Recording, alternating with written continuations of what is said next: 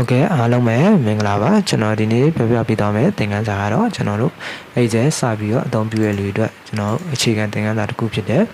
ကျွန်တော်တို့ရှီတွေကိုเนาะကျွန်တော်ရှီတွေကိုတိုးပြီးတော့ဇာတ်တွေကို copy paste ဘယ်လိုလုပ်လဲဆိုတာကျွန်တော်ဒီနေ့သင်ခန်းစာလေးမှာပြောပြပေးသွားမှာဖြစ်ပါတယ် Okay ကျွန်တော်တို့ပထမဆုံးဒါဆိုရင်ရှီ1ပေါ့နော်အခုကျွန်တော်တို့ဒီရှီ1မှာရှိတဲ့ဇာတ်ကိုနောက်ထပ်စာမျက်နှာတစ်ရက်ပေါ့နော်ရှီ2မှာကျွန်တော်တို့ဒီဇာတ်ကိုကျွန်တော်တို့ copy paste လုပ်မယ်เนาะ sheet 2မှာကျွန်တော်ဒီဇာတ်ကိုပြန်ပြီးတော့ paste ချမယ် okay အဲဒါကျွန်တော်တို့ sheet 1ဇာတ်ကို sheet 2မှာထားမယ်เนาะsheet 2မှာ paste လုပ်မယ်ပေါ့เนาะ okay အဲဒါကျွန်တော်တို့ဘယ်လိုလုပ်မလဲဆိုတော့ကျွန်တော်တို့ sheet 1ကိုကျွန်တော် click တစ်ချက်ထောက်ပါမယ်ပြီးရင်ကျွန်တော်တို့ right click နှိပ်ပါမယ် right click နှိပ်ပြီးကျွန်တော်တို့ဒီမှာ move or copy ဆိုတာရှိတယ်เนาะအဲ move or copy လေးကိုကျွန်တော်တစ်ချက်နှိပ်ပါမယ်ပြီးရင်ကျွန်တော်တို့ဒီမှာmove to end ပေါ့เนาะကျွန်တော် sheet 1ရဲ့နောက်ထပ်တခုပေါ့နော် sheet 2မှာကျွန်တော်တို့paste လုပ်မယ်နော်ဒီဇာတ်ကိုနော် okay ကျွန်တော်တို့ copy ခုမယ်ပေါ့နော်အဲဒါကျွန်တော်တို့ဒီမှာ create a copy okay နော်ဒီမှာလေးဒီနေရာလေးမှာအမှန်ချစ်လိုက်မယ်ပြီးရင်ကျွန်တော်တို့ဒီမှာ okay နှိပ်လိုက်မယ်အဲဒါကျွန်တော်တို့ sheet 2မှာကျွန်တော်တို့ဒီဇာတ်လေးရောက်သွားပြီနော် sheet 2တစ်ခွက်တိုးပြီးတော့နောက်ထပ်ဒီဇာတ်လေးsheet 1ဇာတ်လေးကဒီကိုရောက်သွားပြီနော်ကျွန်တော်ဒါပုံစံတူနေလို့မသိတာလားအဲကျွန်တော်ဒီမှာခေါင်းစဉ်လေးတစ်ချက် change လိုက်မယ်နော် sheet 2ကဇာတ်ကိုကျွန်တော်ခေါင်းစဉ်လေးတစ်ချက် change လိုက်မယ် sorry ကျွန်တော်တို့ပြည်ထောင်စု font လေးပြောင်းလိုက်မယ်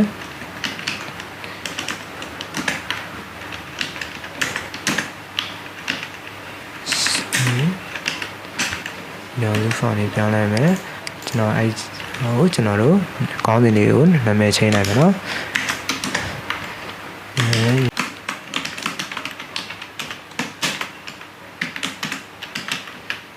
ရရှိမှုစင်เนาะကျွန်တော်တို့ဒီမှာ sheet 1ကိုပြန်ဝင်လိုက်မယ်ဆိုရင်ဒီမှာ sheet 1အလူရှင်စင် sheet 2ကအရာရှိမှုစင်ကျွန်တော်เนาะ okay ကျွန်တော် sheet 1ဇာတ်လေးတိုင်းမှာကျွန်တော်တို့ sheet 2ကိုsheet 1လေးကဇာတ်လေးကဒီပုံစံတိုင်းလေးပဲเนาะ sheet 2ကိုရောက်ရှိလာတာကိုကျွန်တော်တို့တွေ့ရမယ်เนาะ okay ဒါတော့ကျွန်တော်တို့sheet တွေကိုထပ်တိုးပြီးတော့ကျွန်တော်တို့ဇာတ်တွေကို copy paste ဘယ်လိုလုပ်မလဲဆိုတာကျွန်တော်ပြပြပေးသွားတာပါokay ကျွန်တော်ဒီပုံစံတိုင်းဇာတ်တွေအများကြီးရိုက်မယ်เนาะစာမျက်နှာအများကြီးရှိတယ်အများကြီးနဲ့ဇာတ်တွေအများကြီးရိုက်မယ်ဆိုရင်ကျွန်တော်တို့ဒီပုံစံတိုင်းလေးပဲကျွန်တော်တို့copy ကူးသွားရုံပါเนาะ okay ကျွန်တော်ဒီเนาะကျွန်တော် copy ထပ်ကူးမယ်เนาะနောက်ထပ် sheet ထပ်တိုးပြီးတော့ copy ထပ်ကူးမယ်ဆိုရင်ကျွန်တော်ဒီမှာsheet 2ကဇာတ်လေးကိုကျွန်တော် click တစ်ချက်ထောက်မယ် sheet 1ထောက်တော့ sheet 2ကထောက်တော့ရရเนาะအဲကျွန်တော်တို့ sheet 2မှာထောက်လိုက်မယ်ပြီးရင်ကျွန်တော်တို့ right click ထောက်မယ်เนาะ right click နှိပ်ပြီးတော့ move or copy ဆိုတာရှိရเนาะmove or copy တစ်ချက်ဝင်လိုက်မယ်ကျွန်တော်တို့ဒီမှာ move to out မှာတစ်ချက်နေမယ်เนาะကျွန်တော် sheet 2ရဲ့နောက်ထပ်တစ်ရက်ပေါ့เนาะအဆုံးမှာပေါ့เนาะ okay အဲဒါကြောင့်ကျွန်တော် move to out ရေးလိုက်မယ်ပြီးသွားရင်ကျွန်တော်တို့ဒီမှာ create a copy လေးကိုဆက်လက်မှတ်လိုက်မယ် okay ပြီးကျွန်တော် okay နေလိုက်မယ်ဆိုရင်နောက်ထပ် sheet တစ်ထပ်တိုးရတာကိုကျွန်တော်တို့တွေ့ရမယ်เนาะအဲမှာကျွန်တော်တို့နာမည်လေးထပ်ချိန်မယ်เนาะ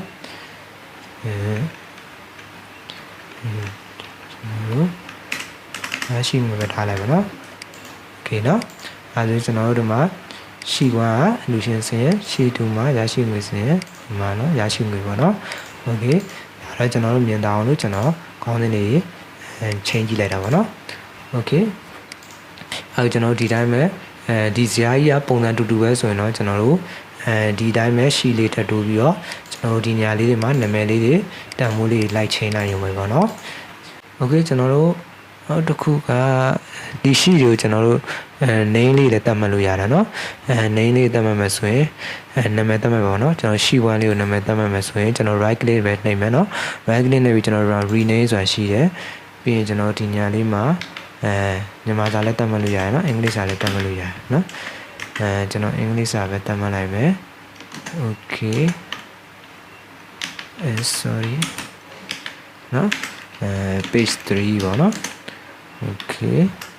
ဒါ page 3เนาะဒီဟာလဲကျွန်တော် sheet 2ကိုကျွန်တော်နာမည်တတ်မှတ်မယ် rename ပဲနေမယ်เนาะဒီမှာ page 2 okay ဒီမှာဆိုရင်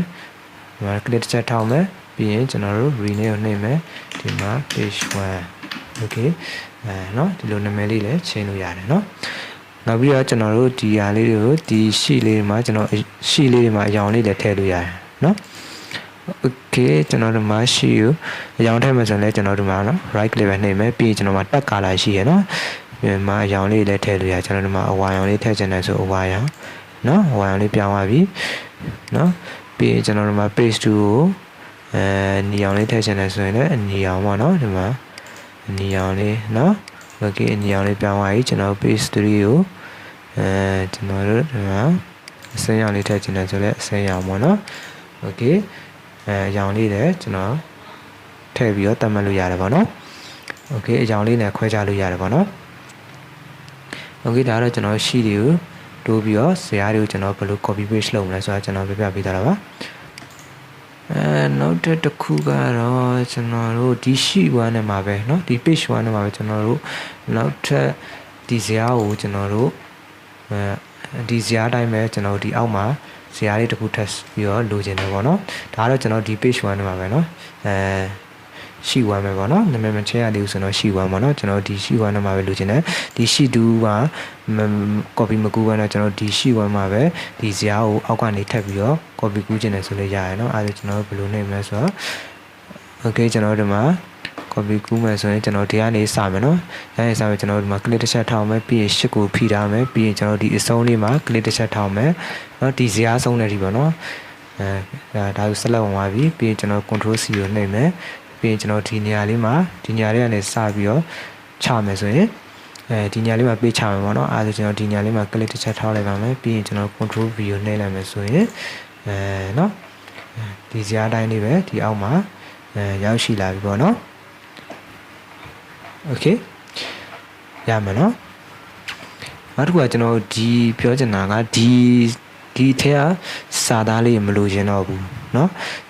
ဇာတ်ပုံစံလေးပဲလိုချင်တယ်ဆိုလဲရတယ် okay ကျွန်တော်အဲ့ဒါဘယ်လိုလုပ်မလဲဆိုတော့ကျွန်တော်တို့ဒီ select လေးပျောက်ချင်တယ်ဆိုဘာနဲ့ရမလဲဆိုတော့ escape ကိုနေလိုက်เนาะဟိုတောင်ဆုံးက escape ဆိုတာရှိရ esc ဆိုတာရှိရเนาะအဲ့ကလေးလေးတစ်ချက်နေလိုက်မယ်ဆိုရင်ကျွန်တော်တို့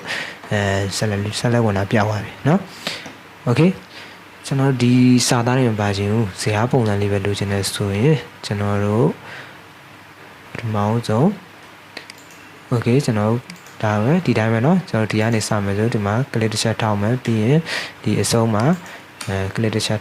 ရှစ်နှိပ်ပြီးတော့ဒီအဆုံးမှာ click တစ်ချက်ထောက်လိုက်မယ်เนาะအဲဆိုရင်ကျွန်တော်တို့ဒီမှာ select ဝင်သွားပြီ okay ပြီးရင်ကျွန်တော်ဒီမှာ format pattern ဆိုရှိရเนาะ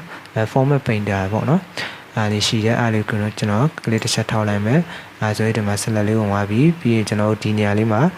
ဘယ်နေရာပြီးတော့ကျွန်တော်ကိုချတဲ့နေရာမှာချလိုက်မယ်เนาะokay အဲ့ဒါကျွန်တော်တို့ဒီမှာဇာတ်ပုံစံလေးပဲကြာလာပြီဒီစာသားတွေမပါတော့ဘူးเนาะဒီဇာတ်တိုင်းလေးပဲเนาะဒီဇာတ်တိုင်းလေးပဲဒီအောက်မှာကြာလာပြီစာသားတွေတခုမှမပါတော့เนาะစာသားရဲ့ကိုယ်ကပြန်ရိုက်ထည့်ပါเนาะဒီစာသားတွေပြန်လို့ကျင်တယ်ဆိုတော့ကျွန်တော်ဆောင်းပြောတဲ့အတိုင်းပဲ copy control C control V နဲ့ချပါเนาะဒီစာသားတွေမပါခြင်းလို့ဆိုတော့ format painter ဆိုတာကိုတုံးလိုက်ရင်ကျွန်တော်တို့ဒီပုံစံလေးတိုင်းရလာတာကိုကျွန်တော်တို့တွေ့ရမယ်เนาะ okay ကျွန်တော်ဒီလောက်ဆိုရင်နားလည်လောက်မယ်လို့ကျွန်တော်ထင်တယ်เนาะ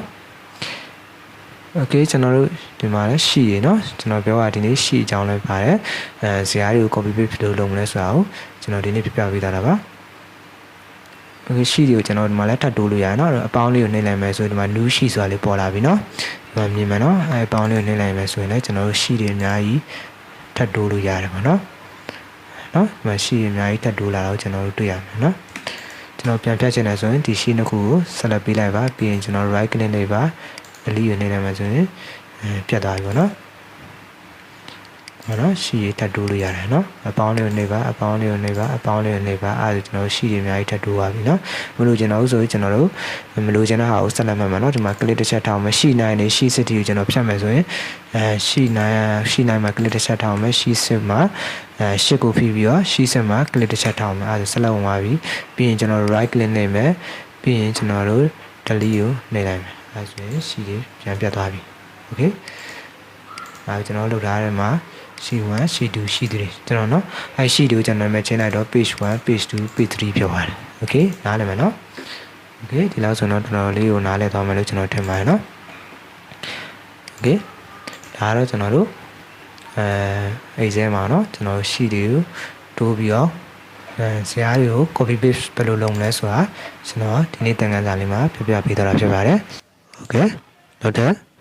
သင်ခန်းစာတွေကျွန်တော်အသစ်တင်တိုင်းသိရဖို့ကျွန်တော် YouTube channel လေးကိုလည်းကျွန်တော်တို့ subscribe လုပ်ထားနိုင်ပါတယ်အဲ့ဒါမှသာမိမိရဲ့ဖုန်းပဲဖြစ်ဖြစ်ကျွန်တော်ကွန်ပျူတာပဲဖြစ်ဖြစ် internet ဖွင့်လိုက်ရင်ကျွန်တော်အခုသင်ခန်းစာအသစ်တင်တိုင်းမှာnotification တွေအချက်ပြပေးနေမှာဖြစ်ပါတယ်အားလုံးပဲအဆင်ပြေကြပါစေခင်ဗျာ